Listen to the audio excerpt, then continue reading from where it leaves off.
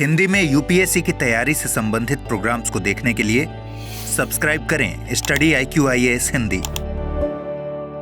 नमस्कार दोस्तों, मैं डॉक्टर पंकज मिश्रा और स्वागत है आपका स्टडी IQ-IAS हिंदी पर। दोस्तों, क्रिकेट भारत के लिए एक राष्ट्रीय खेल जैसा है और महत्वपूर्ण रूप से यह हमारी भावनाओं से जुड़ा है, हमारे देश के लोगों से जुड़ा हुआ है। और क्रिकेट में जो आइकन्स होते हैं उनके द्वारा की गई गतिविधियों पर पूरे देश की निगाह होती है। वो सिंबलाइज करते हैं हमारे देश के लोगों की भावनाओं को।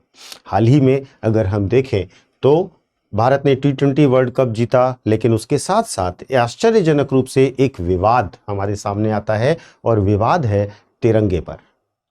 क्रिकेटर हार्दिक पांड्या पर आरोप लगा कि उन्होंने तिरंगे का अपमान किया है और उन्हें इस कारण FIR के लिए एक एप्लीकेशन उनके ऊपर करने की जो है परमिशन मांगी गई है। विवाद की शुरुआत होती है जब T20 वर्ल्ड कप की जीत होती है और उसके बाद जश्न मनाया जाता है। क्रिकेटर हार्दिक पांड्या पर आरोप लगते हैं कि उन्होंने वास्तव में इस जश्न के दौरान तिरंगे का अपमान किया है और इसकी शिकायत दर्ज की गई है। पुणे में FIR की मांग की गई है एक वकील साहब के द्वारा, जहां पर पुलिस ने पहले कहा कि यह घटना यहां पर हुई नहीं है, तो इसके लिए आप यहां पर अप्लाई नहीं कर सकते हैं। वकील साहब का तर्क यह था कि चूंकि तिरंगा पूरे देश के मान सम्मान और मर्यादा का प्रतीक है, तो इसके लिए देश में कहीं भी FIR दर्ज की जा सकती है। FIR की प्रक्रिया चलेगी, लेकिन हमारे लिए यह जानना ज़रूरी है कि किन कानून के अंतर्गत और हमारे राष्ट्रध्वज के लिए किस प्रकार के नियम हैं और उनमें से कौन से नियम ऐसे हैं जिनकी वजह से ऐसे आरोप लग रहे हैं, उन सबको जानना ज़रूरी है।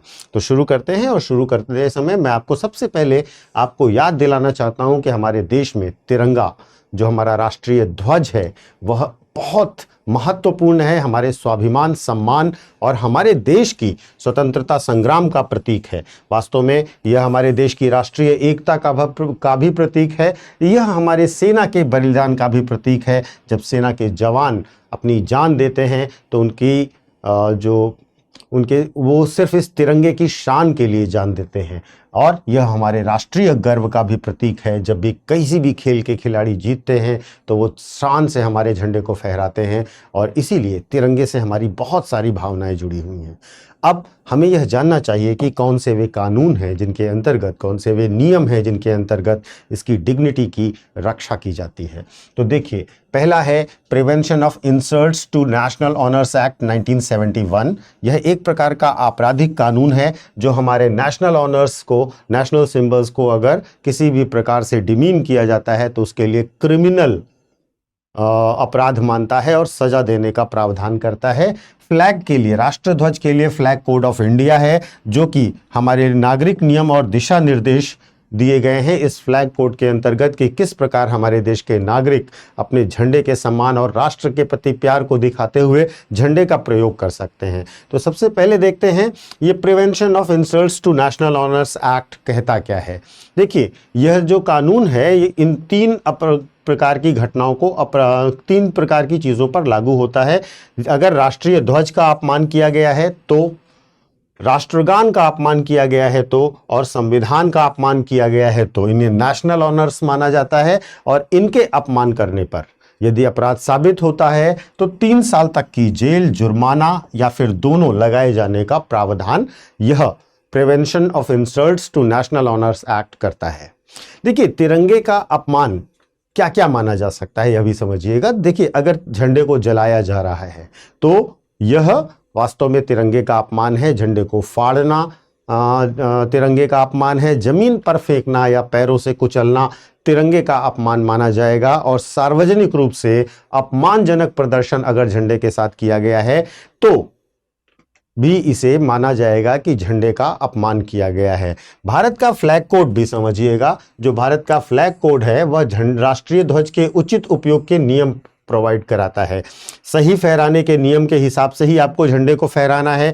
झंडे को जमीन पर नहीं छूना चाहिए, झंडा फटा या क्षतिग्रस्त नहीं होना चाहिए और झंडे को सजावट या कपड़ों के रूप में इस्तेमाल नहीं किया जा सकता।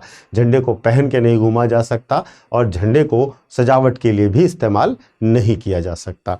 देखिए, यह जो घटना हुई है उस घटना के वीडियोस और फुटेज पूरे देश में मीडिया पर अवेलेबल हैं, न्यूज़ चैनल्स पर अवेलेबल हैं, सोशल मीडिया पर अवेलेबल हैं। लेकिन यहाँ पर हमें कानूनी पेचीदगी को भी समझना होगा। देखिए, कोई भी चीज़ की गई है, यह तो एक बात है ही है, लेकिन वहाँ पर इरादा था या गलती थी, यह भी न्याय के नज़रिए से, कानून के नज़रिए से एक महत्वपूर्ण चीज़ होती है। देखिए, अदालतें जो होती हैं वे हमेशा दो मुख्य चीज़ें देखती हैं।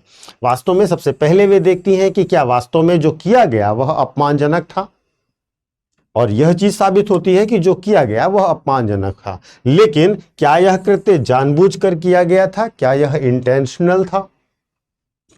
तो जो कानूनी फैसले होते हैं, उन कानूनी फैसलों में इरादा यानी इंटेंट की बड़ी भूमिका होती है। आप जो भी कर रहे हैं उसके पीछे आपकी इंटेंट क्या है।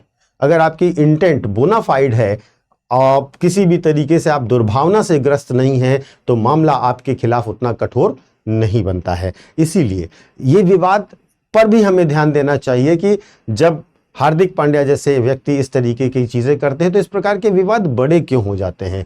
क्योंकि ऐसे विवादों के साथ क्या होता है, पहली बात राष्ट्रीय भावना जुड़ी होती है।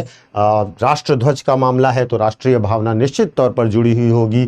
फिर सोशल मीडिया का प्रभाव होता है, ऐसे मामलों को social media influencers, social media news, ये सब चीज़ें बहुत तेज़ी से कैप्चर करती हैं और लोगों की भावनाओं को थोड़ा और उद्दीपित करती हैं। इस पर तुरंत ही राजनीतिक प्रतिक्रियाएं आनी शुरू हो जाती हैं और इसके बाद शुरू हो जाते हैं मीडिया डिबेट्स, और इस कारण ही ये विवाद बहुत बड़े भी बन जाते हैं।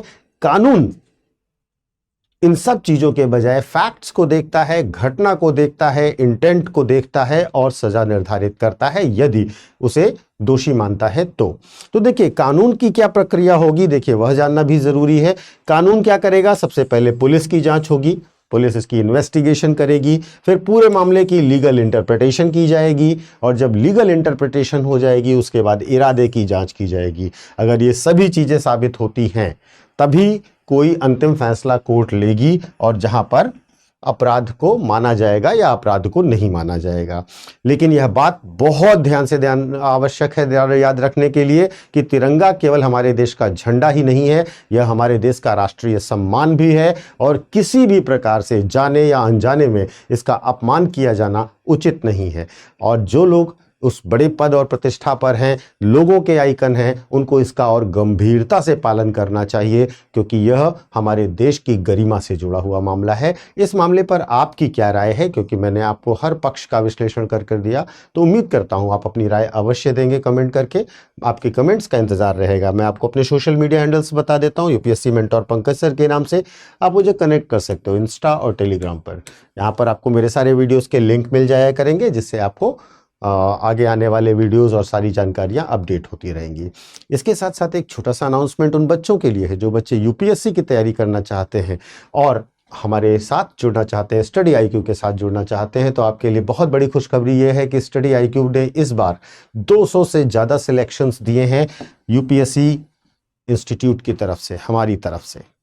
और इस सफलता की खुशी को मनाने के लिए हम सफलता महोत्सव मना रहे हैं, और इस सफलता महोत्सव में हमारे यहाँ जो भी बच्चे एनरोल होंगे, थोड़े समय के लिए यह रहेगा, उन्हें 60% का फीस में डिस्काउंट दिया जाएगा और हर कोर्स पर डबल वैलिडिटी दी जाएगी। डबल वैलिडिटी का मतलब, अगर आपने 2 साल का कोर्स लिया है, 2028 के लिए लिया है, तो वह आपका 2 साल का एडिशनल वैलिडिटी देगा। आपको बुक्स का सेट दिया जाएगा, regular classes, mentorship, test series, सब चीज़ें इसमें आपकी इंक्लूडेड होंगी। तो देर मत कीजिए, इस सफलता के उत्सव का, इस महोत्सव का सभी लोग मिलकर आनंद उठाइए। यूपीएससी के लिए एनरोल होइए स्टडी आईक्यू में। एक बात ध्यान रखिएगा, जब भी एडमिशन लेने जाइए तो पीके लाइव कोड का इस्तेमाल कीजिएगा, क्योंकि यह कोड आपको मैक्सिमम डिस्काउंट दिलाएगा। Thank you so much. Hindi में यूपीएससी की तैयारी से संबंधित प्रोग्राम्स को देखने के लिए सब्सक्राइब करें स्टडी IQ IAS हिंदी।